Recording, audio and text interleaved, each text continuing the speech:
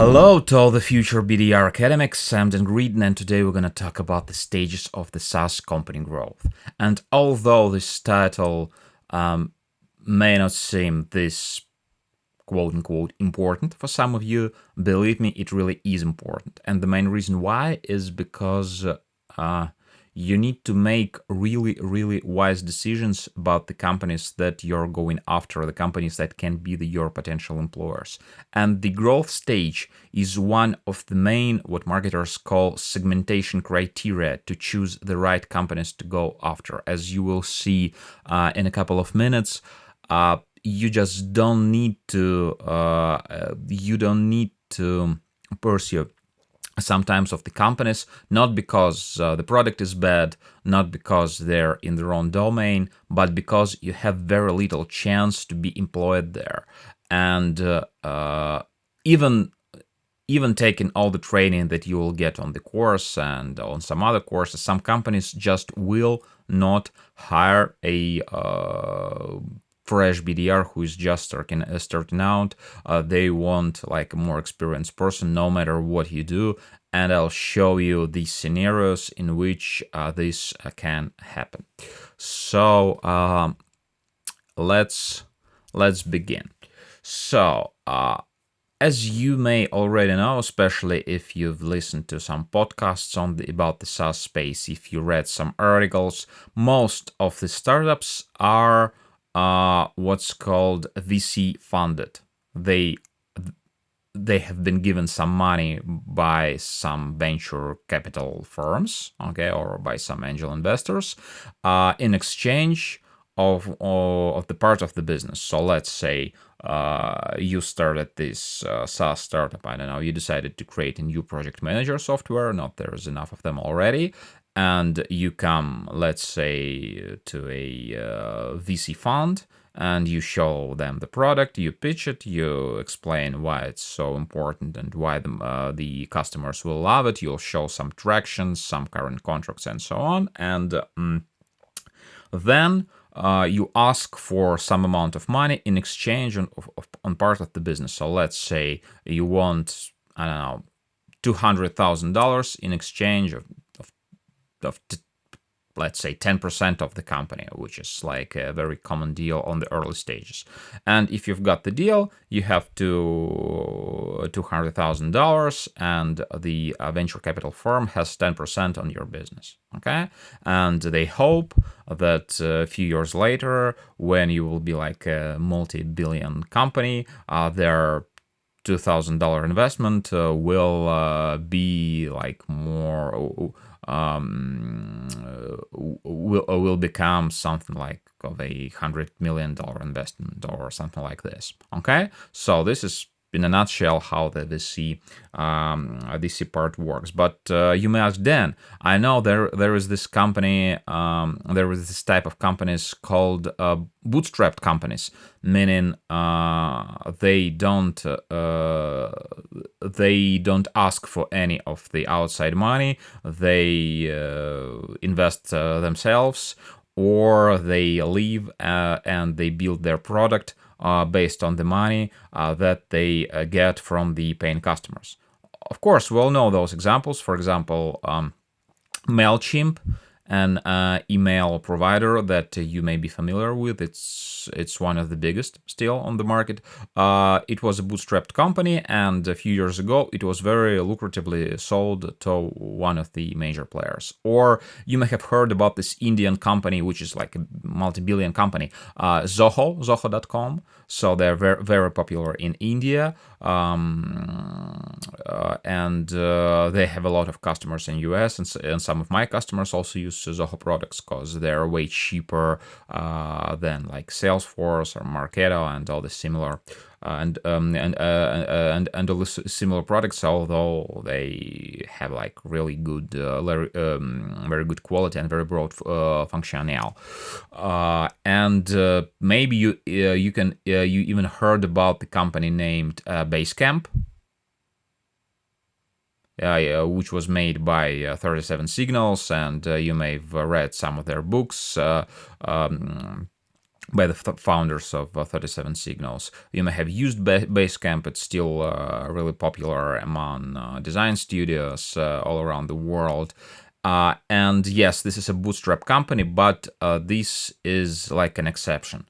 If we're talking about like startup with 200 plus people, like 98% of them in US are VC based. They are working based on other people's money. And chances are that when you will search for a company that will be your employer, you will work with the company that's VC based. So you need to understand the stages of development of the VC funded company, and also you need to understand what stages to pursue. And in the end of the lessons, I'll show you how to quickly understand what level of funding the company that you're interested in is, and how to create like a simple database based on this info. Okay, so let's take a look on the screen. You can like make it bigger if you want. So first we have the thing called the idea stage. Okay, so you have an idea of, oh, I want to make this type of product. I want to make, I don't know, a new project management software, or I want to create some AI-based text editor that helps BDRs to write better sales emails or LinkedIn outreach messages. Okay, I have an idea.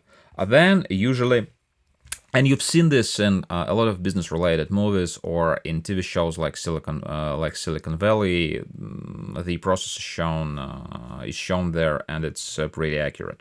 So then there is this thing called co-founder stage. Okay, so usually there is no one founder. There is one quote-unquote tech guy, and there is one quote-unquote like operations or sales guy. Okay, so one founder does all the coding and create the foundation for the product, and then the other person takes care of the business, looks for some potential investors, create some basic project management workflows and so on. Okay, so one is tech and one is more operational and sales. Then there are some early stages when the companies when the founders go, that's called family and friends. And sometimes I don't think this is a very good joke, but there is this thing called 3Fs for those very early stage startups, which stands for friends, family, and fools. Okay, so most of the investments made on this stage, people don't get their money back, but still it's really popular among young founders to ask among their relatives and friends for some funding in exchange on the part of the company. Okay, then, and at these stages, no hiring. There is usually no hiring. Okay, so there are like 2 or 3 co-founders working, I don't know, in a garage or in a co-working somewhere, or working from their homes after their day jobs. Okay, so there is no hiring. They don't need BDRs, they don't need engineers, they don't need nobody. Then after those stages are quote unquote completed, there is this thing called the seed round. Okay, there is this thing called seed round. So a company usually doesn't have like a complete product, but they have like this idea or some prototype, and they go to the to a venture capital firm and they raise what's called a seed round. So a seed round is usually around when in US it may be like couple of millions, usually couple of $1 million, so it's maybe 2, 3, 4, 5 million, and this money allows the company to create the first version of the product and hopefully get like a first paying customer. So the company doesn't make almost any money at this point, but they need to get what's called a product market fit. okay, to like understand what the market really wants, and then create a product, okay. And at this stage, usually no sales hires are done. So they may hire some engineers, okay, and usually a vast majority of the money goes to pay for those engineers who create the products. But no sales or marketing hires are done. So they may use some agency if they need any like advertising or website done or something, or they just do it themselves. So one of the co-founders may be like a BDR, maybe a marketer, so he takes care of this part of the business. So at this point, there is actually you just don't need to then bother right into those kind of companies that are on the seed round, because it's 99% they don't hire any BDRs. Okay, they don't hire any BDRs. Then or very rarely they have their first sales hire. Okay, they have their first sales hire, but I just try to remember if I like had if I have at least one example when when at the seed round company hired like totally unexperienced guy. No. They are always using for they're always looking for a BDR, for a seller who has experience in this field and who really loves the idea. So it's the very typical scenario. There is the guy who works for like Salesforce, and he or she became like a bit bored because it's like, the money may be good, but there is no personal development, and they're doing all the same, day by day, year by year, and they become a bit tired, and they want a new challenge. And they are financially secure. They can afford to get a lesser salary in exchange for like what's called a stock option. So at those early stages, the first employees they get like some part of the business. It may be 0.5%, it may be 1%, it may be 2%. And in business books, you very often heard that he was the number nine employee of Google, let's say. And when the Google became a big public company, this employee number 8 sold his shares for, I don't know, like hundreds of millions of dollars, or at least tens of millions of dollars, and became a very happy and wealthy person. Okay, and started like doing his or her own project. The same thing with the seed round. Okay, and even if there is a sales hire, usually it's a very experienced person, and there is no place for a like BDR who never worked in the sales tech before. Just believe me. Then there is this thing called Series A, but actually there's Series A, Series B. So seed round allows us to create a product market fit and get some first clients, and Series A is what's called I think you may call it like a scaling phase. So we know who our customer are, we have the product is good, and now we need to invest a lot of money in growing really fast. So the market wants the product, we have the ICP, so it will be one of the topics of our next videos. So ICP, it's the ideal client profile, it's the set of criteria that differentiates our type of customer, type of company who is like the best for us. And we need to hire more new people. This is the first stage at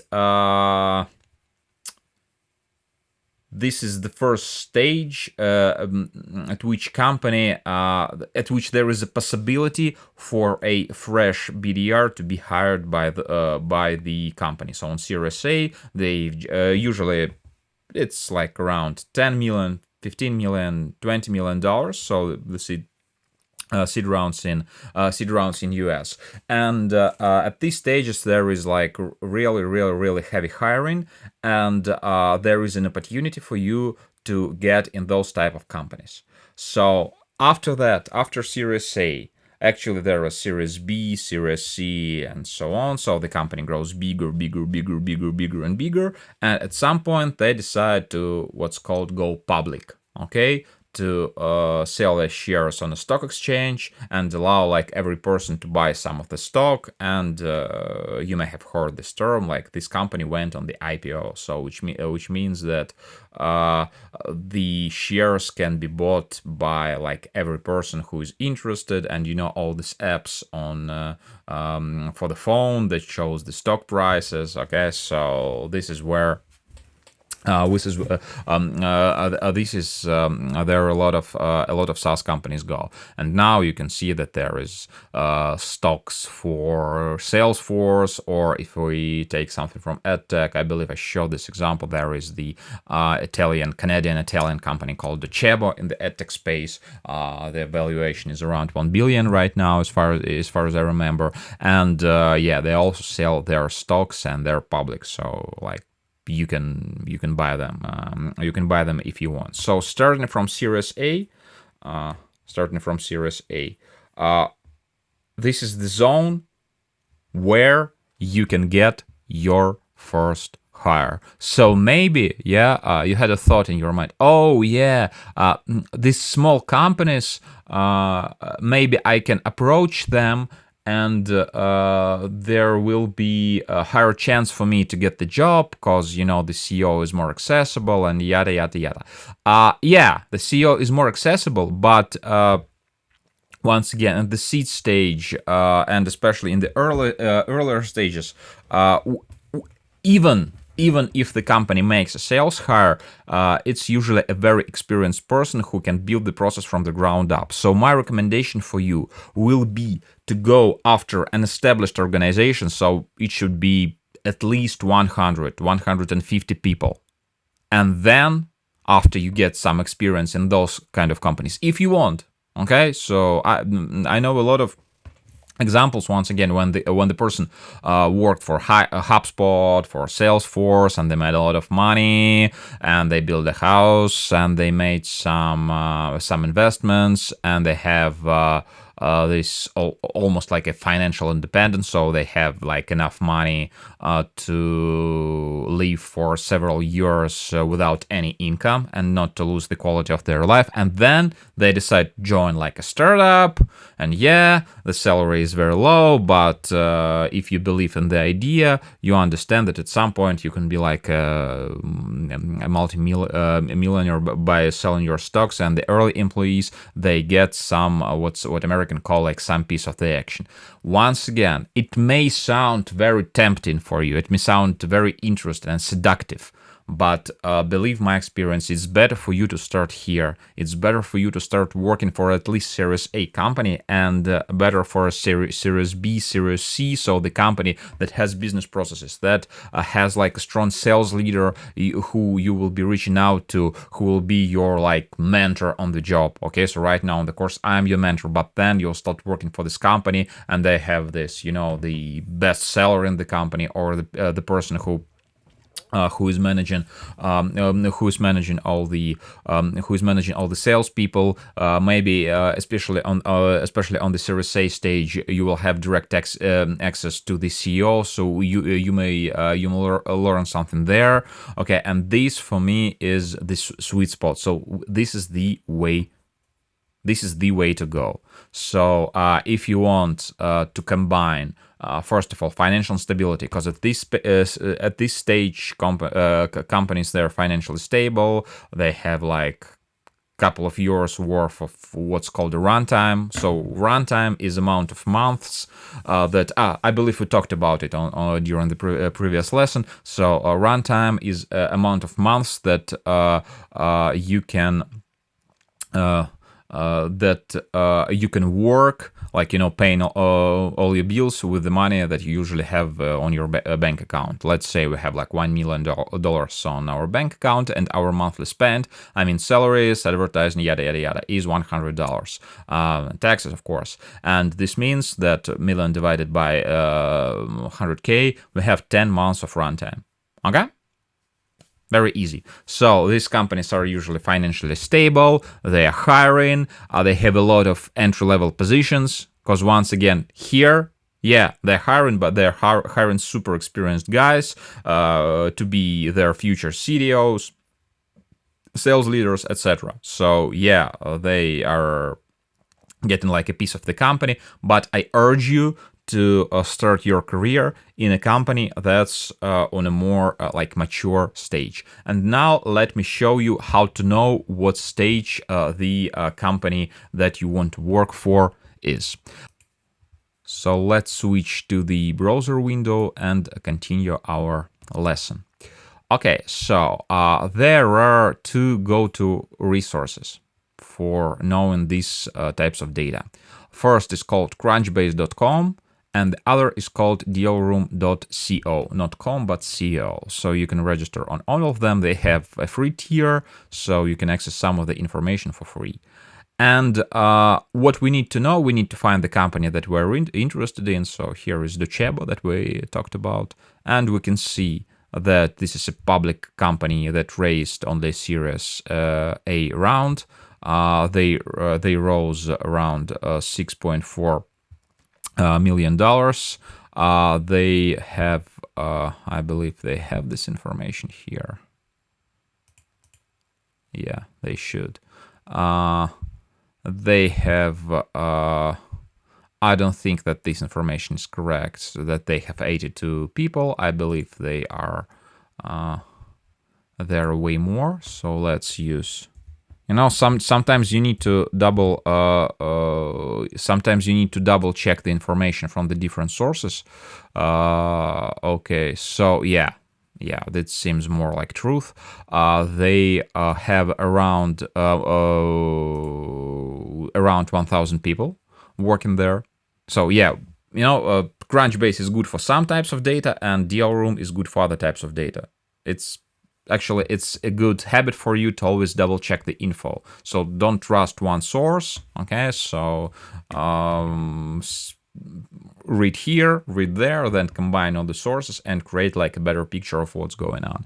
So we can see that Docebo raised around $6 million of investor money. Then they went public. So here we can find their stats. So based on my recommendations to go work for an established company, Docebo is a perfect example here, because they're not like too big to be unreachable, but at the same time they're actively growing and they are mature enough to have some openings, some entry-level openings, and that's exactly what you want. So your job for today, for this week, will be to create a simple database. So based on your domain, MarTech for some of you, EdTech, ED, yeah, educational technology, agri-tech for some of you. So find at least 5 companies in this domain.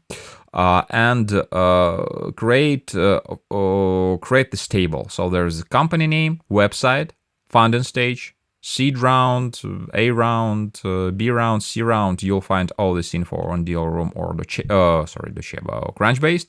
Then amount of fund raised and the headcount, which means the amount of people that work there. So create this simple database, and if you show it to me in the learning cabinet, I will know that you got all the basic fundamentals. And once again, I urge you to go after companies that are at least on the A stage, A round stage, or better like B or C, because they will probably have some entry level openings. Don't try to be like this number one sales employee in the hot in this like very, very young startup. It's not a good idea, believe me. Wait for a couple of years, get some experience, and then you can join a very young company. For your first place of work as a BDR, you need like a more established organization. Make a list of at least 5 companies in your target domain, use Crunchbase or similar service like Dealroom to understand the funding stage, and create a sample database that has the following records: company name, website, funding stage, funds raised, and headcount. That's all for today. Thank you for your attention, and see you in the next video.